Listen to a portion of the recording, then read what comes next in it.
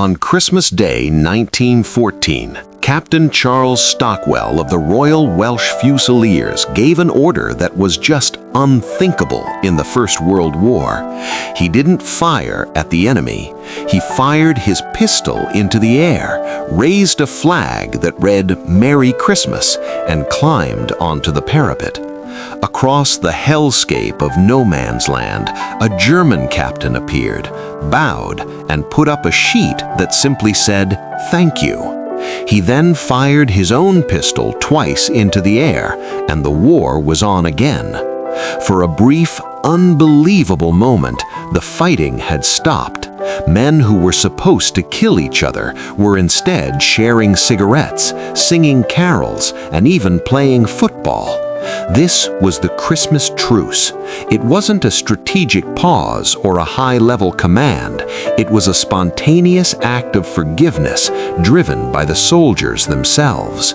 And it begs the question, in the middle of the most brutal war the world had ever seen, why did these men choose to forgive their enemies, even for a moment? The answer isn't simple. You find it in the frozen mud of the trenches, in letters written home by candlelight, and in the quiet, lifelong battles fought by veterans long after the armistice. These aren't stories of grand political pardons. They're intensely personal moments of grace.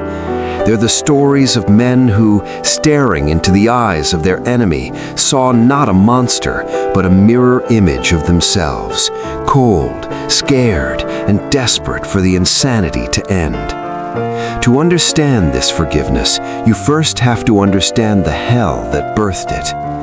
By the winter of 1914, the war that was supposed to be over by Christmas had bogged down into a miserable, static slaughter.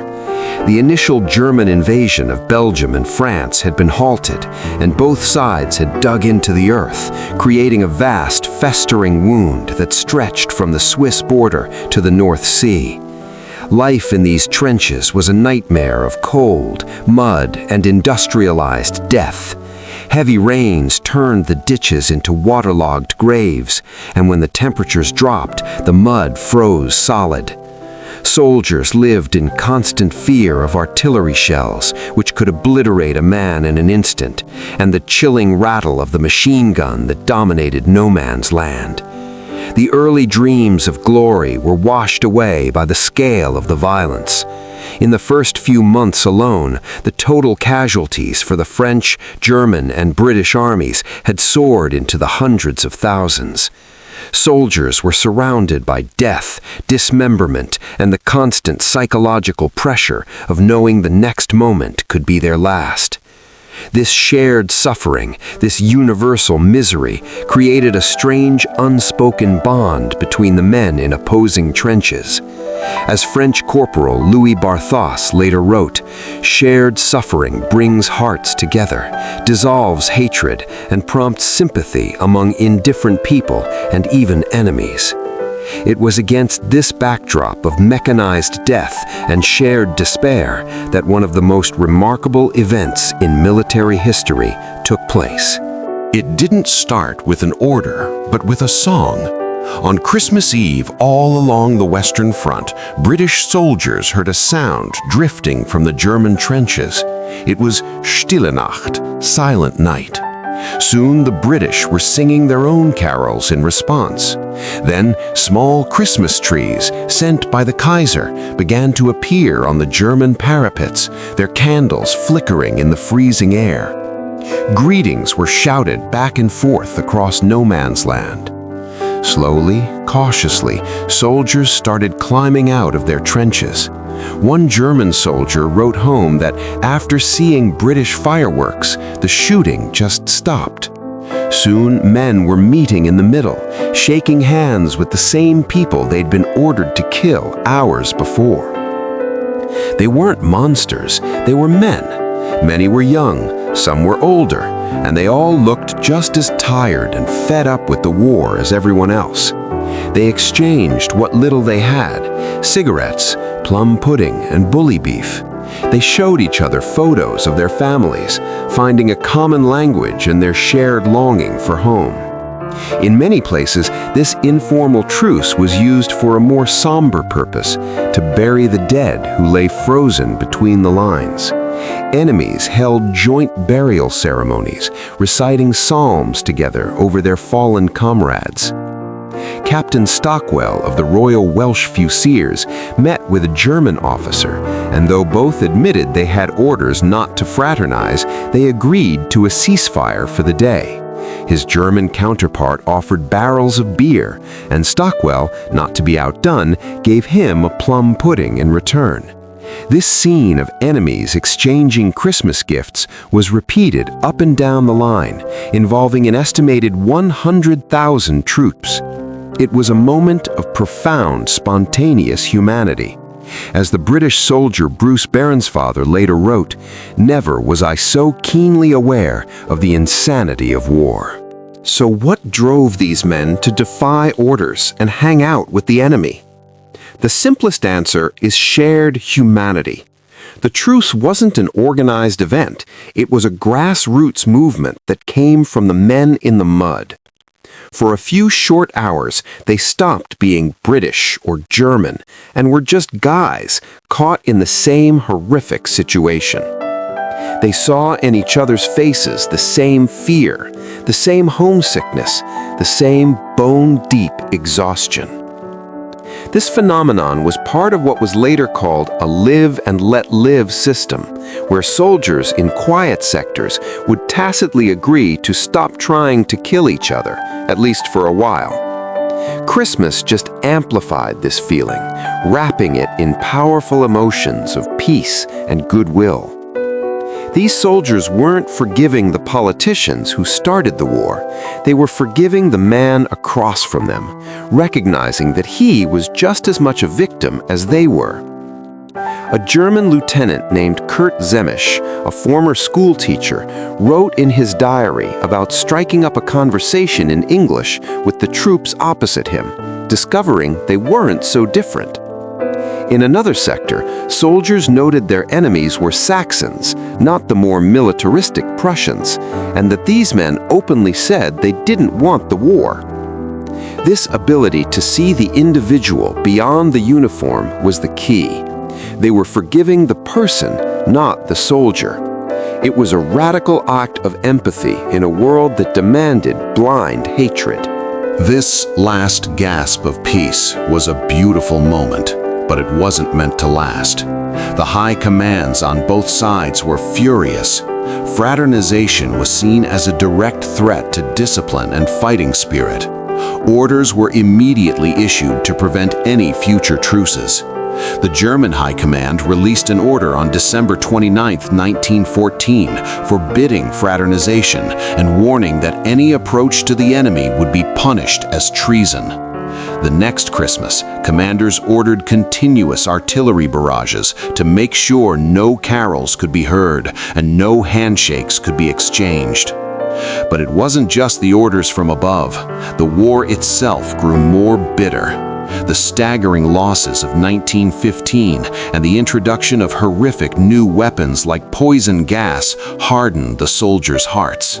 New waves of recruits arrived, fueled by propaganda and a thirst for revenge. The small window of humanity that had opened in 1914 slammed shut. The war became an industrial killing machine, and the space for personal forgiveness on the battlefield vanished. Yet, the need for it would haunt soldiers for the rest of their lives. For so many, the war didn't end on November 11, 1918. They carried it home with them in the form of shell shock, what we now know as post-traumatic stress disorder, or PTSD. The trauma of the trenches left deep, invisible wounds. Soldiers came back with crippling anxiety, nightmares, and an inability to fit back into civilian life. They were often misunderstood and stigmatized, accused of being cowards or fakers. The stories are heartbreaking and echo countless others. Take an Indiana soldier named George Dole, whose wartime letters to his wife were full of love and hope. But by 1926, he was unemployed and alone, writing, "I can't seem to get my mind back to normal. I have been hardly right since the war." Another soldier, Rhys Melvin Russell, was gassed at Meuse-Argonne. His daughter wrote that after the war, "My father could no longer relate to the world he left behind." Hubert Wesselman was another veteran who carried his cross in silence until he tragically took his own life at 61. For these men, the war never ended because the wounds of trauma were never allowed to heal. Their stories show the devastating cost of war, where the hate turns inward and destroys a person from the inside out. But there's another side to this story, the path to healing through reconciliation. Forgiveness wasn't just a fleeting moment in no man's land. For some, it became a conscious, lifelong journey to reclaim their own humanity.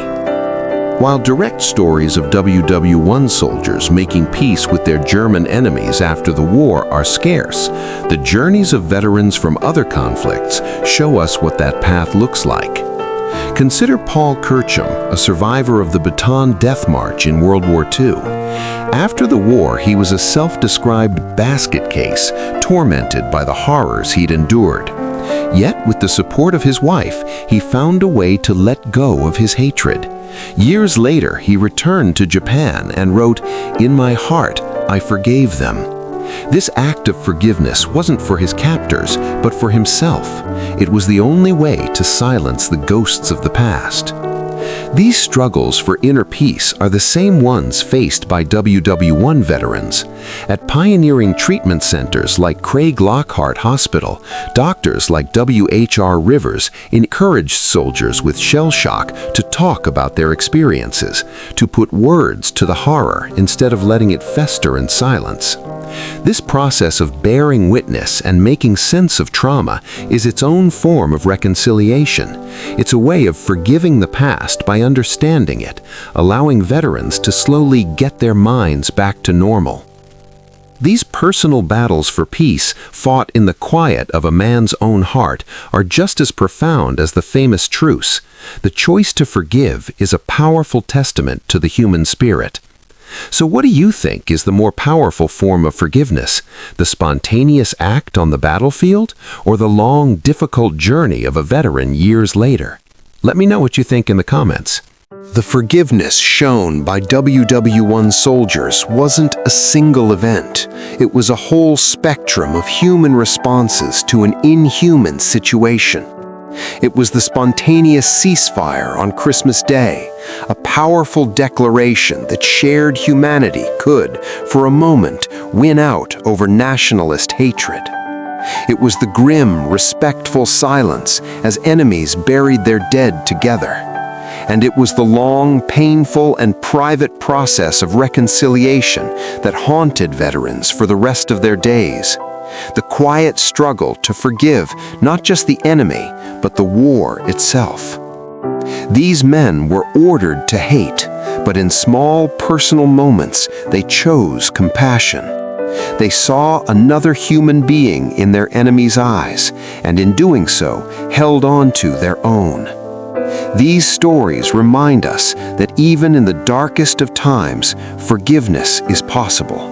It isn't a sign of weakness, but an act of profound strength, a refusal to let war have the final word.